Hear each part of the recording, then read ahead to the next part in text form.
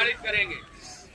तो अरे सामंतवादियों, अपनी औकात में रहो, वरना भीम आर्मी के लोग औकात में लाना बहुत अच्छी तरीके से जानते हैं। क्योंकि भीम आर्मी जब सामने आती है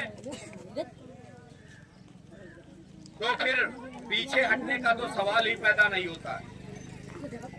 परिस्थितियां चाहे जैसी हो, सरकार किसी की भी हो, लेकिन संविधान हमारा है। आप इस समय सरकार में होके हमारे लोगों को अगर प्रताड़ित करेंगे तो एक बार याद रखिएगा, हम तुम लोगों की तरह नहीं है जो कर्जा लेंगे और दिवालिया बता के और निकल जाएं। हम वो लोग हैं, अगर किसी का 10 रुपए भी उधार लेते हैं तो मजदूरी करके भी उसका पैसा चुकाते हैं, और वो भी सूद के साथ। तो ये याद रखिएगा, अगर आज तुम हमारे लोगों पे जुल्म और अत्याचार करोगे तो इसको भी सूद समेत चुकाना जानते हैं भीम आर्मी के लोग और ये बहुजन समाज के लोग। और जो लोग हमारे लोगों पे को प्रताड़ित करते हैं, तो मैं अपने समाज के लोगों से कहना चाहूंगा कि आप लोगों को डरने की जरूरत नहीं है।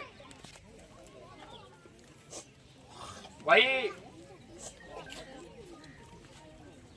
कि जो लोग बोलते हैं ये भीम आर्मी वाले क्या कर लेंगे, सत्ता हमारी है, तो उन लोगों से बोलना चाहूंगा कि महफिल में अगर आए हैं तो जलवा हम दिखाएंगे। और तुम बात करते हो साथियों बसंती की, हम तो इन मनवादियों को नचाएंगे। साथियों, अरे सब्र करो मेरे बहुजन साथियों, एक एक जुल्म का बदला सूद समेत चुकाएंगे। और जो ये 2-2 कौड़ी के नेता बोल देते हैं कि भारतीय संविधान बदल देंगे, भारतीय संविधान खत्म कर देंगे, अगर उन लोगों से भारतीय संविधान की प्रस्तावना भी पढ़वाई जाए, उसका मतलब क्या है, वो पढ़ नहीं पाएंगे। लेकिन वो भारतीय संविधान पे उंगली उठाते हैं, जो भारतीय संविधान खत्म करने की बात करते हैं, तो उन लोगों से कहना चाहूंगा कि अमन छीन लेंगे और चमन छीन लेंगे, कि अमन छीन लेंगे और चमन छीन लेंगे। और तुम बात करते हो कमीनों भारतीय संविधान बदलने की, जिस दिन उसकी तरफ आंख उठाई तुम्हारी लाशों से कफन छीन लेंगे, कफन छीन लेंगे। इसी चीज को लेकर मैं अपने बहुजन साथियों से भी कहना चाहूंगा,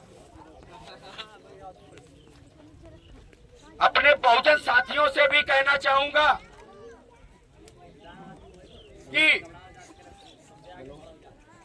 भूल चटा दो उन गिद्धों को जो घर में घुस के घात करें, भूल चटा दो उन गिद्धों को जो घर में घुस के घात करें, और वोट देना कभी उन कुत्तों को जो संविधान बदलने की बात करें, संविधान बदलने की बात करें।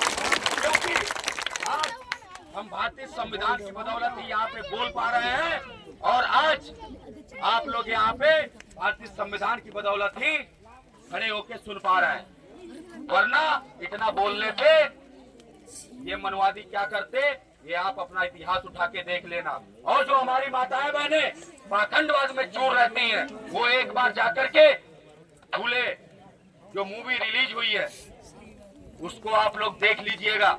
आप लोगों के आंखों से अगर आंसू ना आ जाए तो मुझसे कहना आके कि आपका भाई आपका बेटा क्या बोल रहा था।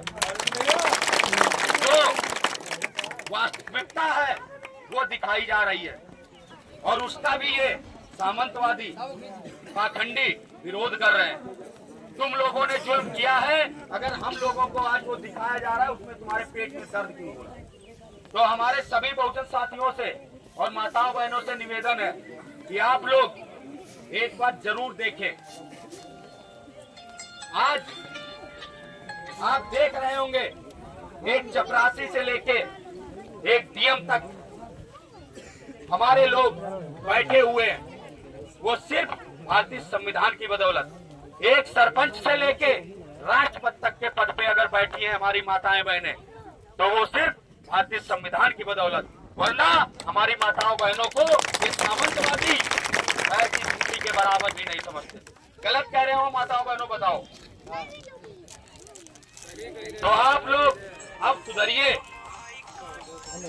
और अपने युवा साथियों से भी बोलना चाहूंगा कि आप लोग भी अब अपनी गति तेज करिए, क्योंकि अब समय नहीं बचा कि आप 10-5 साल इंतजार कर लें। अब समय ये है कि बहुत जल्द इन मनवादियों सामंतवादियों को जड़ से उखाड़ फेंकना होगा।